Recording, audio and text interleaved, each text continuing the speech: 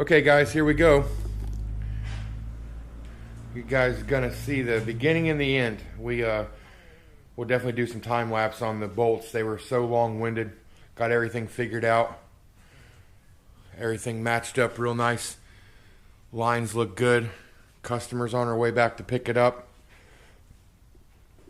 Let me know what you guys think of this EAG bumper. I've always had Smittybilt and Down and Dirty. Not familiar with the EAG bumper, but I will say that there's a couple things I like about it. If you can see what I see here.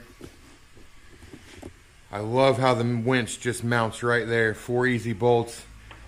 No problem. It's not up behind your grill and everything. But another project down. Going to be another happy customer. And moving on to the next one. If you guys like the video, drop a like. Subscribe. Plenty of more content coming. Auction vehicles coming this week. Gonna get started on a couple of those. Some exciting news. Picked up a really nice project this morning for really cheap. It's gonna be a surprise.